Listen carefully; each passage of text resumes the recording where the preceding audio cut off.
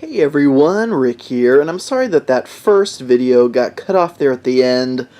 If you watched my other videos where I was just rambling and unboxing all this stuff, I was fiddling with the settings of the camcorder and I made it higher quality, and because of that, apparently the camera... Normally what happens is it'll split my videos up if it goes over a half hour. So each video, once it's above a half hour, splits into 2 or more videos. However, this time it's split after like 16 minutes. So there was a little bit more. I didn't upload the little second part because there wasn't too much in there. Plus, it's really this that you really want to see, right? Not just unboxing a bunch of packages all the time. So, here we go with Miniature Building Authority Castle Kickstarter 2 Project Rewards. And so, some of these are brand new pieces. And in fact, I think... almost every piece here is completely brand new. Like, for example, we have this 8-sided tower. These things are huge. Just to put a mini here for scale, you can see he's about the size of the doorway, and backing up, that is a pretty big tower. You have tons of surface area up there on top as well, and it is just fantastic. Those are really heavy pieces. Miniature Building Authority, of course, all of this comes right out of the box, pre-painted, pre-assembled. The only things that you have to do are, if there are different floors, you have to line them all up. So, for example, this top floor will lift right off. You'll see there is detailing there with kind of the wood grain, and there's the door that will lead you down the stairs into the tower itself. And yes, each of these floors will then also lift right out. And yeah, that's right, there is another. That's how huge this tower is. There are all these floors. There's the opening way at the bottom, but there's plenty of room inside there. If you wanted to decorate it, they actually do sell some terrain that you can put like bedrooms in some of these buildings, and bookcases and bookshelves. I just love it when they do that. So yes, this is, I mean, that's all the assembly you have to do, is make sure that all of the floors are in there. Otherwise, I just love they have this textured green base around every piece that they make. So that'll look great on, you know, your field mat or what have you. But yep, it is just so wonderful. I love this pre-painted terrain. Miniature Building Authority has several different ranges: modern, Middle Eastern, and then of course their Euro Village series that includes this castle range.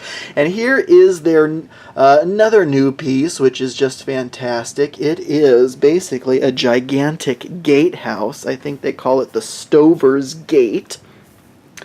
And this is the height of their new tall walls. So if you're familiar with Miniature Building Authority, their other walls were about that high. And then they've come out with some new tall walls, which we'll take a look at in a second.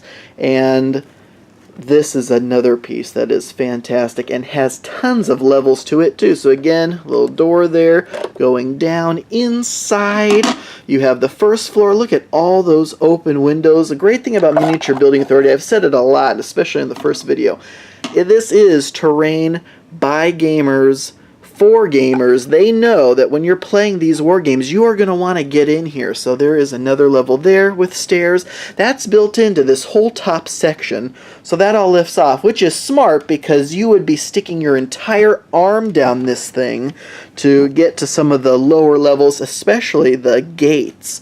So here is another set of stairs there that you will lift out. There are some murder holes and the winch with the rope that piece also lifts out, so you can get to the portcullis and the various gates down there. So again, you have full access to the interior. Just gotta make sure you line up all your access points appropriately, which is just great that they think about that. So when you're playing a game like Frostgrave, for example, or Freeblades, you are definitely going to want to know where your characters can get in and out of a building. Also role-playing. as well, obviously. So I got one of the Stover's gates. My pledge level was a collector's pledge, which basically gave you at least one, in some cases 2 or 3, of the brand new pieces. So I got 2 of those octagonal towers, 1 really tall gatehouse there, and then a couple of these trebuchets, which are just fantastic. You do have some motion here. They are not working trebuchets, but you'll notice there is the weighted part there. This little dowel piece holds that on, and otherwise you have the details like the rope work there, and that just looks fantastic. It's a very nicely sized trebuchet as well. And then you have the round tower hoarding. I love the way the hoarding looks on the castle walls and towers. There are towers that are not going to be shown here, but for example, there is one of these in action on one of the round towers.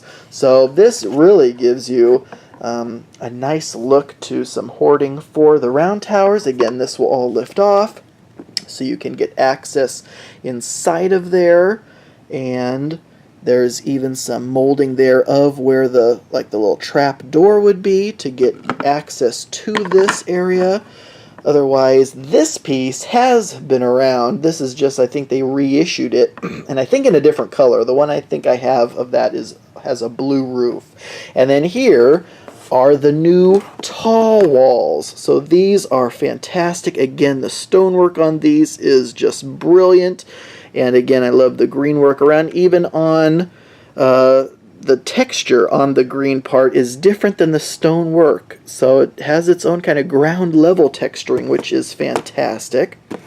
So you got those, and then this is a perfect example of how tall the typical walls are. This is essentially a nice transition piece. Again, fantastic stonework in there from the height of a tall wall down to their standard wall, so you can absolutely incorporate those together just like that, and then continue on with your standard size walls.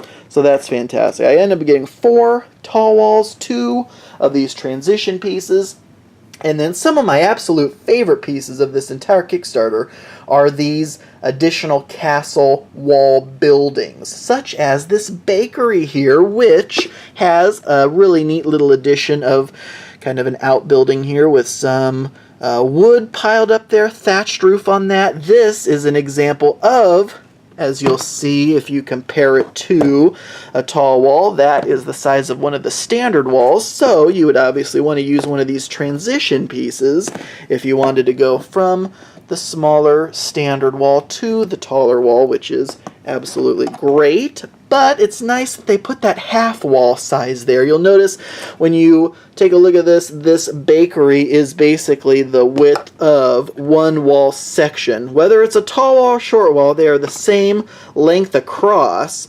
So by incorporating that little half wall piece there, that ensures that that entire setup there is one full wall's length. You got your doors there, again, full access to the interior. Unlike most of the buildings, though, this one does not have a piece that lifts out. Instead, that walkway that connects one outside door to the other is integral to that, and it has some woodwork on there. Most of the interiors of these are unfinished, but you could definitely paint those if you want, but that still gives you access to the very bottom down there where people would be entering the building. And some nice chimney work on there. The chimney work on this one's different than some of their other chimney work, which is kind of nice. And again, there's actually a couple access points in that building. And then this is the stables, the castle wall stables. So again, your walls will be able to hook up right to either side of this where the doors are. And then of course you have your stable doors, lots of nice windows there, but I love the trough painted just like that right out of the box. Lift the roof off, again you have access to the interior, and you have some stairs down there, and again this floor piece lifts right up so you can get right down in there for access to the ground floor of that. Also like how it kind of breaks up the monotony of the outer wall with that kind of out positioned part. And just the fact that these buildings aren't necessarily, you know, in the courtyard of the castle, but along the castle wall. And I said that in the first video, where it is so nice to break up that, you know, long stone wall look with some neat buildings that connect to it.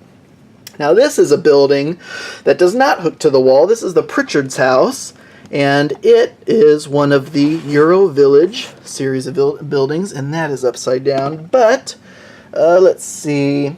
Well, just as an example, they come out with all those different European style buildings, which is fantastic, and I have several of those as well. This is one of their newer ones, and it also has a chimney with a chimney pot on top. Again, you can lift that roof off. Inside is fully accessible, and it has its own floor that can lift out, so you can get down there. Even this little side piece here will come off, so you can get right in there.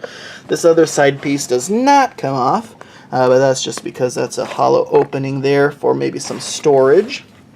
I love this 45-degree tower, which lifts the roof off just like that. Even this, and they call this a guard shack, that can lift off too, because apparently you can put the Wizard's Tower, which was a separate older piece, and apparently the Wizard's Tower will fit there as well, so that's even another nice little modular feature. But for now, you can put the guard shack on there, and again, that's 45 degrees, so it'll kind of break up the square shape of your castle with one of those, and a nice kind of round staircase. Plus, I love all the room around there for miniatures. It does definitely have plenty of room to put figures in there, and we will take definitely a closer look at the figures as well in just a second. So there's some more walls. Again, just some more duplicates of things I already had. And then, of course, here we go with the siege towers, which are fantastic. Fully accessible access points and stairs to each level of the tower, and a moving bridge here so you can keep it closed up as you're approaching, and then drop that down. That will land perfectly with a shorter wall, the original classic standard wall. That'll go right on top of one of those. The taller walls, it will not, but you could, for example, ramp it up, I suppose, and go up a ramp to the top if you wanted to, but probably best to besiege maybe the weaker point of the castle with the shorter walls anyway. And then, speaking of wall hoarding, here are some hoarding pieces for the straight wall, so that'll slide right on the top of these straight wall pieces. It's exactly the length of a straight wall. It has a nice roof piece that lifts off, so you can put figures in there, and so I got 4 of those, one for each of my tall walls. A couple more siege items. We have the battering ram, which looks awesome, and we have some catapults, which unfortunately these were assembled backwards. Apparently that is an issue, where this whole assembly right here is supposed to be turned the other way around as it would be in that picture, so that arm would swing up and hit that, you know, this kind of leathery hide piece here. So you can definitely, if that, I'm not sure what they're going to do with that, if that happened to everyone or if I just got a bad batch. But apart from those, that was really the only issue. Otherwise, they have these nice Archer wooden stands here, and if you get kind of close up, you can kind of see there's some nice woodwork on those. Lots of these ladders, which are great. They are the perfect height for the shorter walls. Maybe you'll need a little jump to get up there for the taller walls, but these feel like they're made out of metal. They're nice and heavy. And of course, the boiling pot of oil, wood pile on fire down there. And you just stick that on your castle wall, and so that's great for the defenders. Speaking of which, you have these rock baskets to accessorize your castle with. All these little baskets of arrows to put around everywhere. These ballistas, if you saw my first video, a couple of those were broken, and hey, they are already glued and ready to go. These stick-on metal doors give you the ability to put a door wherever you want, maybe with some blue tack or whatnot. You also have these really neat little areas where maybe someone's tunneling under the castle wall. Again, all this comes fully pre-painted. And some figures here. We have 5 different ones in this set, and then there's another 5 still on their way, still being painted. But these guys have a lot of character. That guy's just sleeping up against his spear. This guy's chipping away. Maybe he's, working on repairing a piece of the castle, which is just fantastic. Miniature Building Authority came out with these figures as well. This little Constable Sergeant is chewing on a donut. She is bringing maybe him some more donuts. She's kind of a baker woman, which is perfect for the bakery, actually. And then this guy is just standing there picking his nose like nothing, like he has no care in the world. And also this little castle well piece, which was kind of just a little bonus. So overall, those are the rewards from the Castle Kickstarter 2 project from Miniature Building Authority. Thank you all so much for watching. I do truly appreciate it, and until next time.